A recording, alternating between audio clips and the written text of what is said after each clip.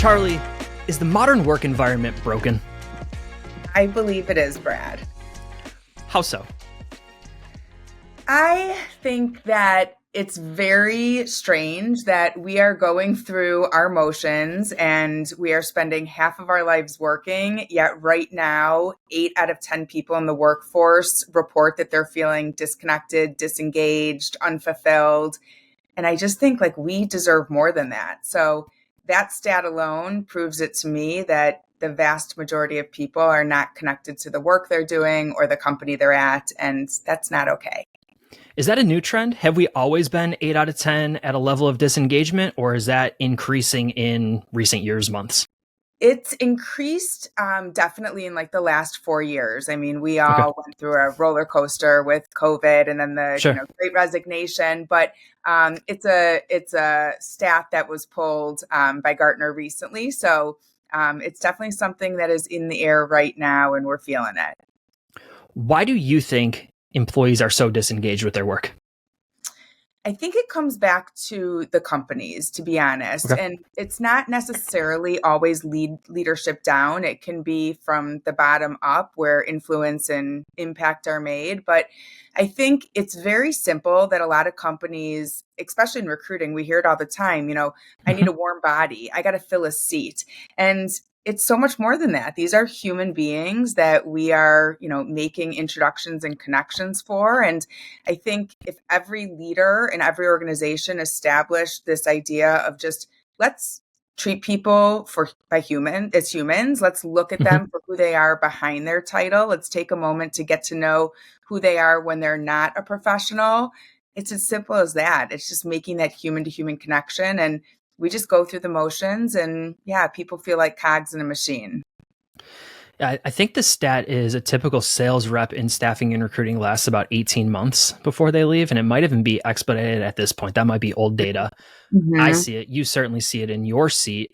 What can we do? Let's talk on the internal side of operations first before we start talking about the associates that we place on assignment. Sure. What can we do to make sure that our internal team feels engaged with our current organization? So many things. So I will brag for a moment. Our current retention with our current recruiting team of about 25 people, our average retention is 6.8 years. So wow. We have definitely done something right with our team, and a lot of it is just based on observations and anecdotes and taking what we hear and applying the best practices. So what can you do? You can do a lot of things. I think if I were to bucket it at a very high level, companies need to not only have values and a purpose, but they need to live them. They need to enforce them and make sure that their employees are embracing those values and they're acknowledging them. I think employees need connection, like I said before, and that could be through one-on-ones, check-ins, feedback, opportunities to, create safe space where they can share feedback or concerns and surveys. Certainly recognition and appreciation is a big one. People want to develop. They want to be pushed and challenged. They want to explore, professional and personally, and develop new skills. So certainly they're always looking for upward mobility, but I think this idea of, horizontal mobility and really looking at, how can we upskill and reskill people and put them on special projects and really, satisfy their sweet spot. So I could go on for hours, but I'd say those are some very simple things that can make a big difference. Do you think that's internally driven? Do I, Brad Bialy, the recruiter coming into your team, need to have that sort of growth mindset first, or can that be taught leadership down? Great question.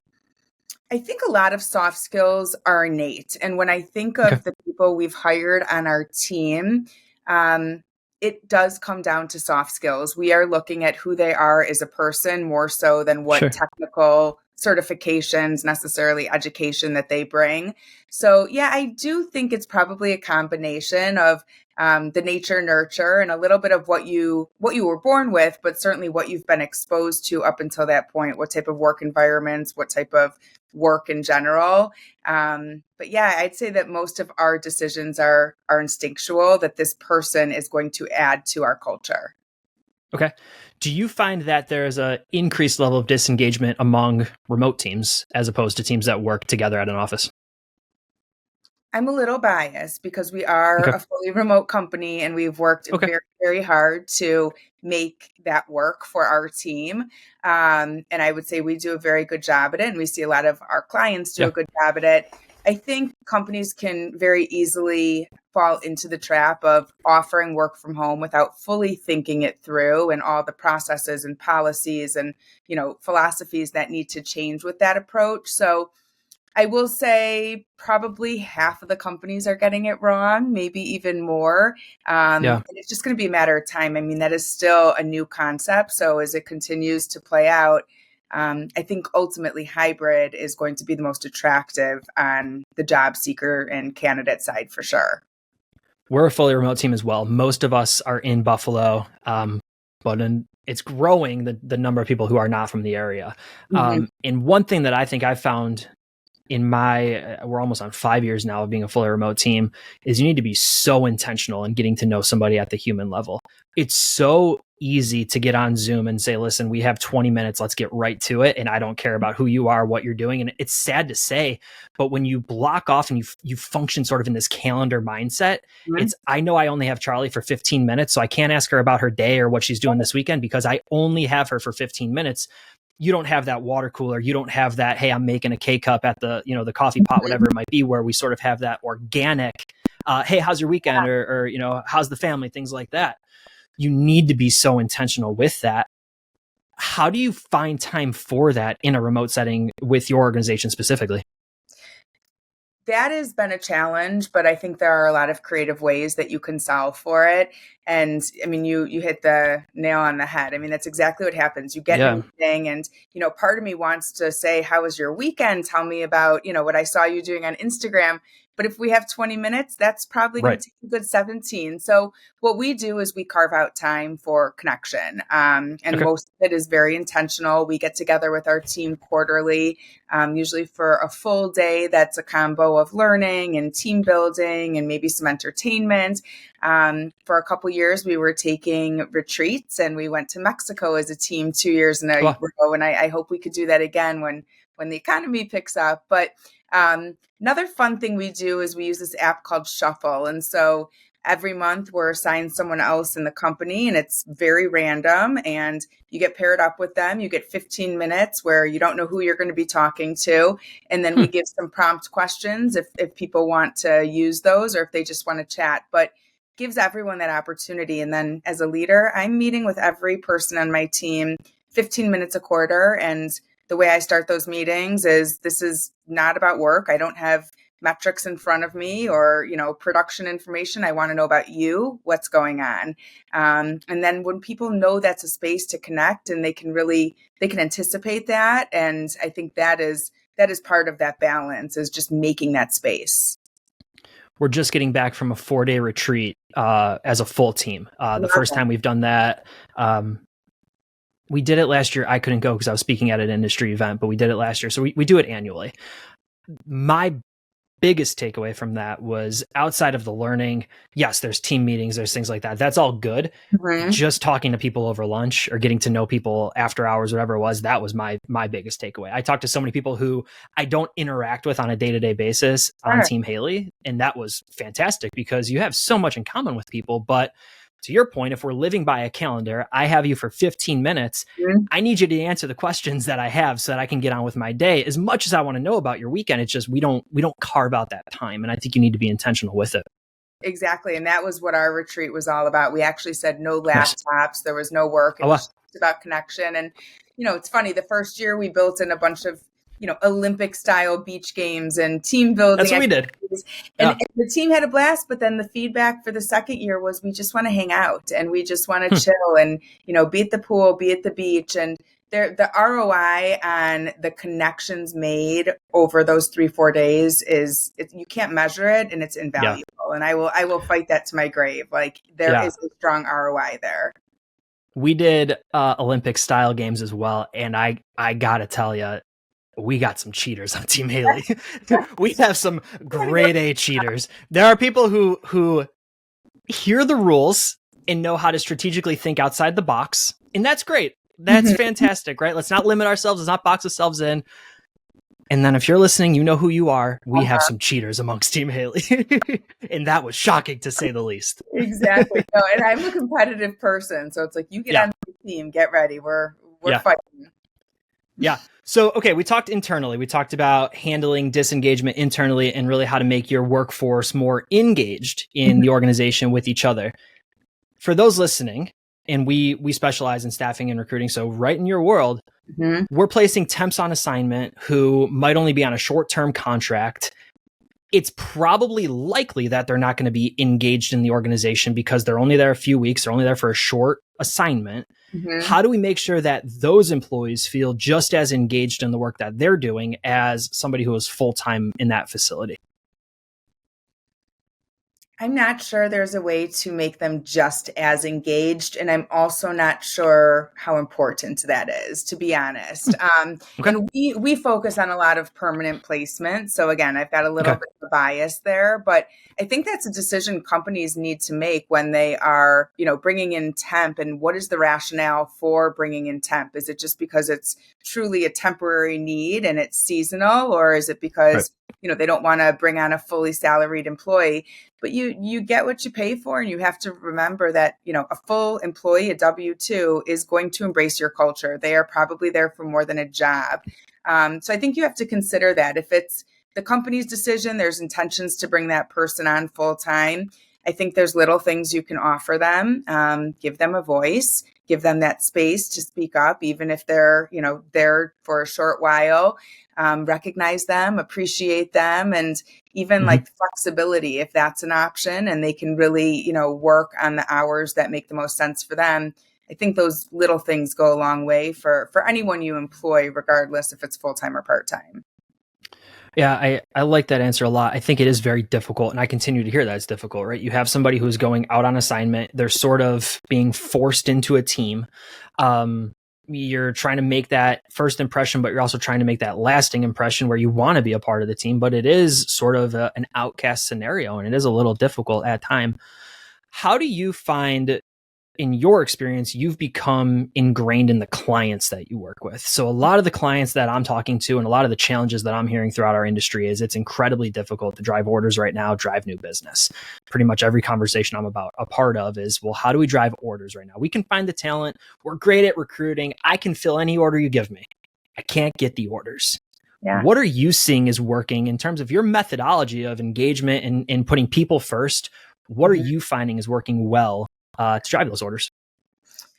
Our repeat clients are really driving those orders right now. I'll be totally honest with you. And what that tells me is that we've built good relationships and we've delivered over the years. And so whether they have an urgent hiring need or they're just feeling out the market, they trust us. They respect our terms. They know how we do business. I think it's a lot harder to get a new client, a new logo right now for so many reasons. Are they hiring? First of all, that's something we cannot control. So you gotta think about it another way. If they are hiring, do they have internal resources or do they have a budget? Do they work with third-party recruiters? I mean, there's so many variables and sometimes barriers that get in our way. So we, at least once a day, I think I say to someone on my team or maybe myself, control what you can control, because love that. If you really get wrapped up in, I cannot control the economy. I cannot control if this company is not hiring or they go through a hiring freeze. But I can offer them, talent advisory services, which is something that, we do to supplement our recruiting work, which is coaching and workshopping and really, working with them on the retention strategy so they become stronger with their recruiting strategy. So I think that's just how you have to look at it, is there's only, you can only do so much, but if you have strong relationships, whether they give you new job orders or potentially they refer you, that is the name of the game right now. Control what you can control. First off, you might have gave us the soundbite of the episode there. Second off, I think there's a really good point there in thinking through, yes, if we can't get new orders from new clients, new logos, can we get more business from the current clients that are already working with us, who already love us? Yeah. And I recently had another episode, and it's escaping me who directly said this, but we need to evaluate from our current clients how much business they're actually giving us. And we might think 5 orders is all they have. They're not telling us about this whole other bag of orders that is a different vertical or a different line of their business that we can also help with. I know we see this at Haley a lot. It's sort of that first purchase mindset. If somebody comes to us for a website, we are only a website vendor to them. We are a full service marketing agency. We can do everything, but it's sort of that first purchase. If I buy shorts from Lululemon, they are now the short company. I'm going to get my shirts from somebody else. It's sort of just that mindset that we as humans have. Yep. We in the sales space need to work our relationships and have those deeper conversations to say, well, what else is here? What else could we be helping with? Who else should we be talking to if not you within this organization? I couldn't agree more. I mean, we focus in the logistics, transportation, and supply chain industry. And we get inquiries on a very regular basis for recruiting truck drivers. We do not recruit truck drivers. Like, I can't say it any louder. We work on several positions that support truck drivers, manage truck drivers, even recruiters for company truck drivers.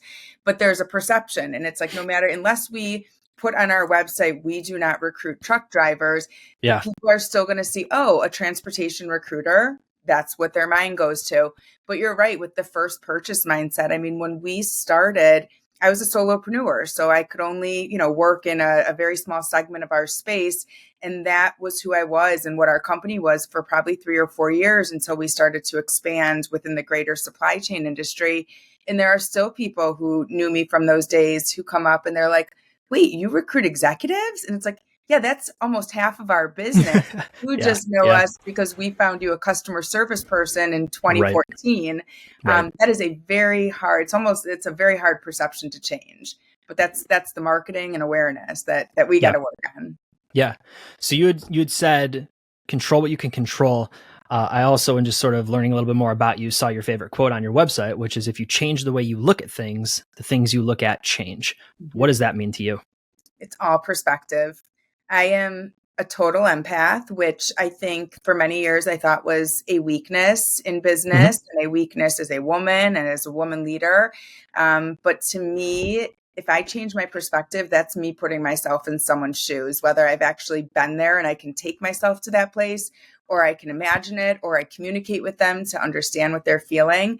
I'd say the majority of the time it works in my favor, but I'll admit many times, like, I lead with my heart over my head because I can change my perspective and because I'm so connected to my team. It's like, that's the backlash. And you got to be honest about that. You build these relationships, you work so hard to connect with people. They're not here forever. So, what happens when, they leave or you have to eliminate their position. But again, it's just changing the perspective. Sometimes someone leaving is the best thing for their career. They just won't know it till they look back on it. I was running a week ago at this point, 2 weeks ago at this point, and I remember, and I posted it on LinkedIn because it completely took like my breath away almost. Ahead of me was a complete just wall of water, rain, complete, like you could see the line as I was running towards it. And then if I turned 180 degrees, complete sun. Absolutely not a cloud in the sky. Wow. And it was outrageous. And I had this sort of perspective mindset. Running is incredibly interesting. You have nothing else but your thoughts. So if you don't have the right thoughts, it can really eat at you, I've learned. But I was sort of just taken aback by this whole perspective methodology of like, well, ahead of me, if I trust that this is going to be my entire day, my day is going to stink, right? If you can sort of think through this whole rain clouds methodology, analogy, all you got to do is change your perspective a little bit and it's sunshine and bluebirds, right? It was so interesting to me. It is. And I don't want to get all woo with you, but it's like that concept of manifesting too. Like you have to. I believe in that. Yeah. Like I use the term a lot when people, ask about how my business started up. And I say a lot, I faked it till I made it somehow. And someone recently said to me, no, you faked it till you became it. And like that shift perspective, I was like, you're right. Like, why should I say I faked it till I made it? Because I faked it, I became it because I believed it. And I, had that confidence in what I was talking about. And I forced myself to learn. So I had that confidence. But yeah, it's perspective. That's so interesting. There's a line that I heard a while ago of don't compare yourself to who you hope to be, right? Mm-hmm. Like, you need to become that person before you can compare yourself at that level. And even then, I disagree with really comparing yourself at any level, but don't compare yourself to who you hope to be. But I think there is a level of faking it until you become it. Mm-hmm. Um, Very, very interesting. Yeah. I know. I'm That's a good one to ponder, right? It is, and I think there is a level of we all sort of need to do that at some point, right? Because you need to get out of who you currently are, probably lose some friends along the way, lose some relationships along the way. There is sort of this stretching period where when you want to become somebody that you're not, you lose a lot of what was comforting during that phase. Yes. Um, and I've seen that firsthand as I've made some sort of lifestyle changes for the positive, but you lose a lot of the what you used to be, and that's okay. But then there's also this middle period of like, well, who am I? Where is everybody? I don't really fit in here, but I don't fit in there yet. Yeah. So faking it until you make it, or not make it, but until you become it. Yeah. I like that a lot. Yeah. And I think that's something we constantly think about. It's like for so many years we want to fit in. I mean, I have 3 teenage boys. I see it in the, Yeah. the community, but you really just want to stand out. It's like being different is what gets you ahead, and having that memorable thing or, a different way of thinking. So yeah, I think that's something like I wish I would tell my younger self that, like, don't try and blend in, try and stand out. That's where you want to be. Could not agree more. Could not agree more. How does CS recruiting stand out? So I had an interesting conversation with a client last week, who very directly showed us ads of one of their biggest competitors and said, we want our ads to look like this. And I had to encourage them to say, listen, if you run those ads, anyone who sees them is going to think they're your competitor's ads, because there's nothing here that screams it's your company. Mm-hmm. How is CS recruiting different, and what do you do to stand out? I think what makes us different from a business standpoint is that we specialize so deeply in this industry. And I think when I started recruiting, actually, when I started my business 14 years ago, a lot of it grew because people came to us and they were like, I didn't even know there were recruiters who knew transportation and who understood these types of positions. And so our network, 14 years of building a database of active and passive candidates. And you know how it works. The candidates become the clients, and it becomes this referral system. That's what makes us, I'd say, most unique is we speak the language. We understand the skill sets. The majority of our team has worked in this industry before we hired them. So, they've been on that front line. From a values standpoint, an ethical standpoint, I think indirectly what makes us different is we are humans who want to work with humans. And the way we, like I said before, we built our culture based on what we saw as recruiters. You hear everything. So it's like, what job seekers want, what employers are willing to do. And so we've brought the best of the best in to build our culture. And we, shout it from the rooftops on LinkedIn and social media. And I think that is another reflection that if somebody was looking for a recruiter in our industry and they were comparing different companies, do you want to work with humans? That's what we're going to bring you. And that's good communication. It's honesty. It's, really being strategic and creative, not just a plug and play system. I'm hearing more and more companies trying to go the AI and digital and automation route. And while I think there is a time and a place for tools like that, it scares me that we're trying to get away from being human in an industry that is built on the success of putting great people to work and great opportunities because of the human element. And yes, I'm all for productivity. I'm all for, I don't want to schedule meetings, so use an AI assistant to do that for you. There's tools, right? There's tools that can help you. But we have to be human. We have to do that. We have to put the human back in this industry. It is so true. There's I don't know if you're familiar with he's a recruiting leader. His name's James Hornick. He's one of the owners of HireWell. And he posts a lot on LinkedIn, and he posted something the other day where he's like, what is happening is we've got bots and bots communicating, and we're confusing the humans. So it's like you had AI write a job description, post a job description, attract candidates, filter through candidates, but half of those candidates are coming in through AI. He posted a website, I think it's called easyapply.com. I don't even want to give that away because it's so ridiculous, but it's like you upload your resume and you're like, just apply me to every job that's between 50 and 70K in my zip code. These candidates don't know where they're applying because they're not doing it themselves. So it's really comical when you take a step back and you're like, so where are the humans? You've got AI job postings, AI resumes matching up. Like, does it add up? Are there humans behind these documents? And how do we control that? That's interesting to me. And maybe it's just my mindset, but if I'm very happy at Haley Marketing, so let's make that super clear. But if I was going to look for my next job, it's because either I fall in love with the brand and the company, and I feel like that mission supports me and where I'm headed, or I support a leader over there in their vision more so than the current leadership team at Haley. Again, full disclaimer, super happy, but that's what's going to make me leave, right?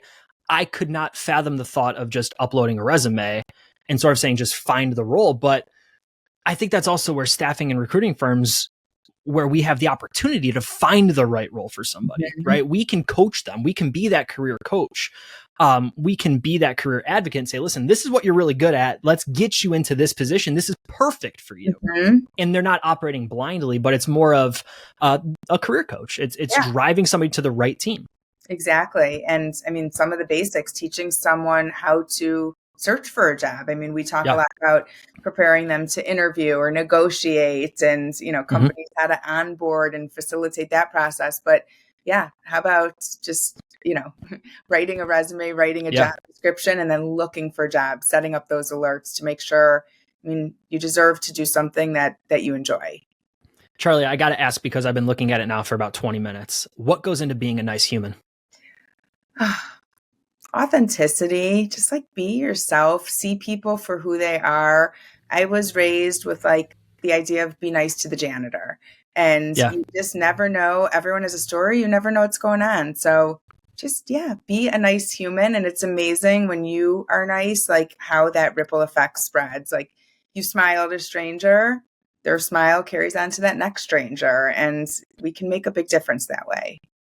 I think it was Gary Vee who had said at one point, whenever he's asked, how are you doing? He always says, I'm great, because the ripple effect of I'm great as opposed to I'm doing all right is so different that it just impacts and compounds on itself as that message then goes person to person. So I agree with you there. Charlie, before I send you through our rapid fire round of 2 questions, I want to give you the floor. Tell us a little bit more about yourself, CS Recruiting, anything that you may want to share about yourself or the company that we didn't get to in this conversation. Wow. So I've said that we work specifically in our industry. We are working with manufacturers, distributors, logistics companies, trucking companies, warehousing companies, and professional roles. We've got a team mostly located in Chicago, but we work nationally, and would love to hear from companies that are hiring or job seekers. We also offer a talent advisory service, as I mentioned, where we're really consulting our clients on recruiting as it ties to retention and, helping them understand why employees join and stay at companies. I recently gave a TED Talk on a lot of the topics that we discussed today. So check that out if these are interesting conversations for you, and give me a follow on LinkedIn. I'd love to hear from you. We will link to the TED Talk, CS Recruiting, and your LinkedIn bio in the show notes here for you. All right, Charlie, 2 questions that I run everybody through. The first, one book that has fundamentally changed your life. I'm a huge book nerd, but I'm going to go with a professional one called Rocket Fuel. It changed my life high level because it breaks down that a lot of successful companies actually have 2 people leading. You have a visionary and an integrator. So, macro, micro thinker. When I read that book, my light bulb clicked on, and I was like, holy cow, I am stuck in this position of executing and integrating, and I am a visionary with big ideas, and I need to get myself into that role. So it helped me transition into a leadership role and really, focus on what I'm good at, but also surrender to what I'm not and hire a strong team of people to support me and fill in those gaps. We are also an EOS organization over here at Haley. I have not read Rocket Fuel. I've read Traction. We've gone through the process over here now for probably 4 years, I think, is in terms of our EOS implementation and process and where we're at. So I will check that out as well. I appreciate the recommendation. And as I say on every episode, friends, as much as we're building your library, this is really just a question for me to keep growing mine. So I appreciate the recommendation, Charlie. Second question, one piece of advice that you would give to somebody just staffing, set that marker. 3, 2, last question. One piece of advice that you would give to somebody just starting in the staffing and recruiting industry. I'm going to go back to what we talked about. There will be a lot of variables. Control what you can control. I can't tell you how many weird situations we've had where an offer is signed and sealed and the start date is confirmed. And then at the last minute, the wife changes her mind, or, there's something that it's just like, okay, we could not have predicted that, nor could we have controlled it. So just remember, you're dealing with humans. Humans have emotions, they have relationships, and there's a lot going on behind the scenes. So focus on what you can do. She's Charlie Saffro, the CEO of CS Recruiting. Charlie, can't thank you enough for coming on the show and taking the stage with me. Thanks, Brad.